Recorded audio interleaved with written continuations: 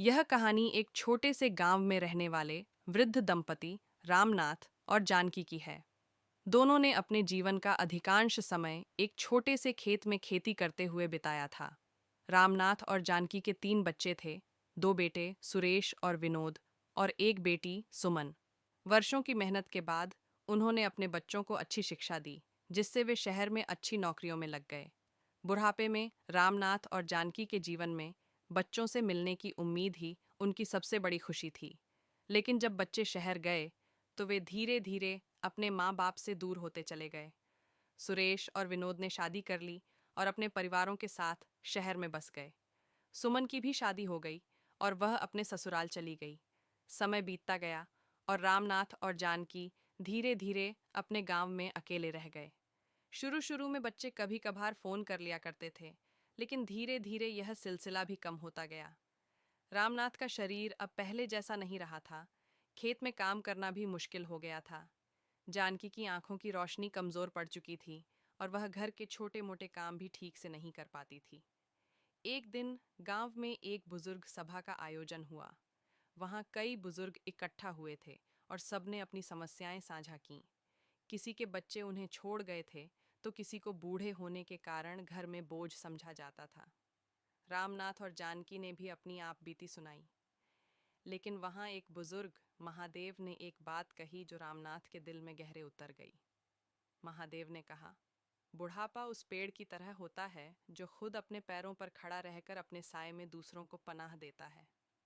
पर अगर पेड़ दूसरों की उम्मीद में जिंदा रहे तो वह सूख जाता है। इस बात ने रामनाथ और जानकी को सोचने पर मजबूर कर दिया। उन्होंने अब तय किया कि वे अपने बच्चों की उम्मीद छोड़कर अपनी जिंदगी को अपने तरीके से झेंगे।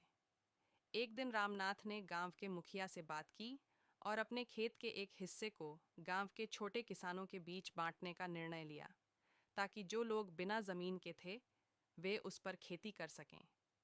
इसके बदले में उन्होंने यह शर्त रखी कि जो भी इस जमीन पर खेती करेगा वह अपनी फसल का थोड़ा हिस्सा उन्हें देगा।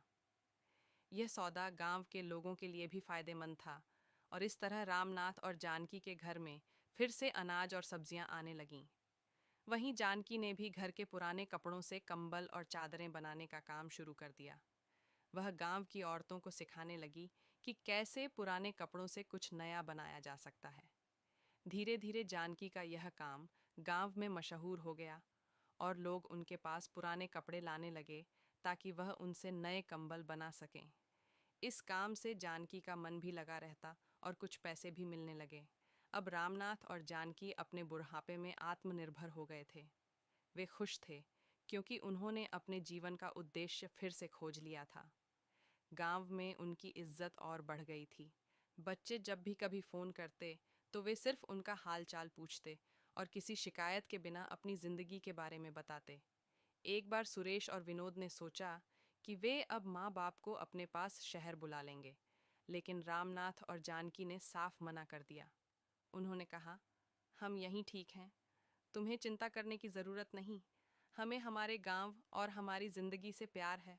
समय के साथ रामनाथ और जानकी का स्वास्थ्य और कमज़ोर होता गया, लेकिन उनका आत्मविश्वास और दृढ़ता कभी नहीं डगमगाई। एक दिन जब रामनाथ की तबीयत बहुत खराब हो गई तो गांव के लोग इकट्ठा हो गए। डॉक्टर ने बताया कि रामनाथ के बचने की संभावना कम है। जानकी यह सुनकर चुप हो गई, लेकिन उसने अपने आंसू नहीं बहाए। उसने रामनाथ का हाथ पकड़ा और कहा, हमने अपनी जिंदगी जी ली है, अब समय आ गया है कि हम इस यात्रा को खत्म करें। लेकिन मैं जानती हूँ कि तुम जहाँ भी रहोगे हमेशा मेरे साथ रहोगे। रामनाथ कुछ दिनों बाद इस दुनिया को छोड़ गए।